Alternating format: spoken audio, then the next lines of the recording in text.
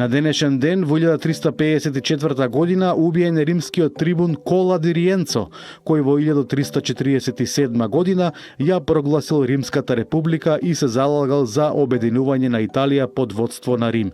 Убиен е во востание организирано од римското благородништво. На овој датум, во 1469 година, почина фиренскиот сликар Фра Филипо Липи, најзначајниот представник на раната Ренесанса и учител на познатиот Ботичели.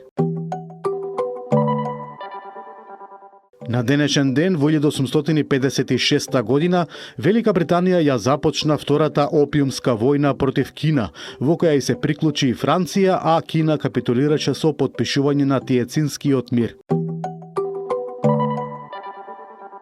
На овој датум, во 1864 година, роден е Бранислав Нушич, најголемиот српски и југословенски писател на комедии, автор на дела како Сомнително лице и Госпоѓа министерка. На денешен ден, во 1871 година, во Чикаго избувна голем пожар кој траеше 3 дена. Загинаа околу 300 луѓе, а околу 90.000 останаа без домови. На овој датум, во 1895 година, роден е аргентинскиот државник Хуан Доминго Перон, председател од 1946 до 1955 година, кој се врати на власт во 1972 и повторно беше реизбран во 1973 година.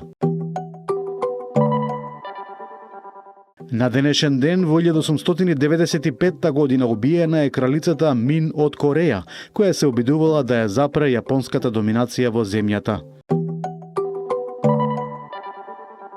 На овој датум, во 1912 година, Црнагора и објави војна на Турција и ги нападна турските позиции кај Скадар, со што започна првата Балканска војна.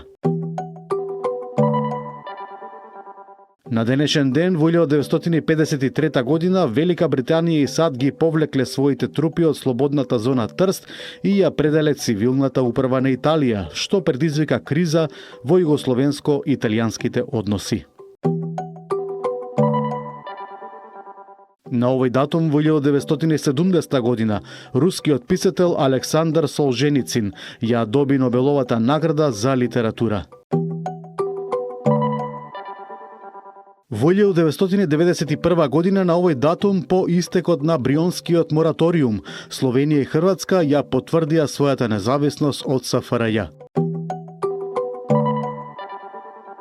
На денешен ден, во 1992 година, почина Вили Брандт, канцелар на Западна Германија од 1969 до 1974 година, познат по политиката на смирување и поклонувањето во Варшава на жртвите на нацизмот.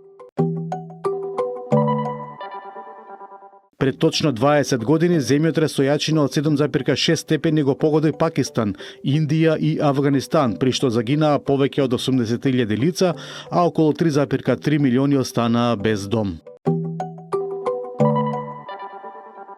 На денешен ден, во 2008 година, Генералното собрание на Обединетите нации усвои резолуција со која се бара советодавно мислење од Меѓународниот суд на правдата за законитоста на прогласувањето на независноста на Косово. На овој датум, во 2012 година, почина сликарот и графичар Мерсат Бербер, добитник на над 50 награди и признанија, чие дело е вклучено во колекцијата на галеријата Тейт. На денешен ден, во 2019 година, италијанскиот парламент го намали бројот на пратеници од 945 на 600, согласно барањето на владеачкото движење 5 звезди.